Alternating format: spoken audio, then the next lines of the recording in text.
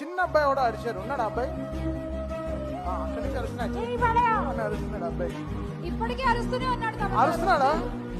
అరుస్తూనే ఉన్నాడు. అబ్బాయిని స్టేజ్కి పిలుచుకురండి, మైక్ లో అరిపిద్దాం. You only shouted. ఈ అమ్మాయి అరిచిన తర్వాత మీరు అరవండి. ఓకే, అరిస్తే రెడీగా? గొంతు బాగుందిగా?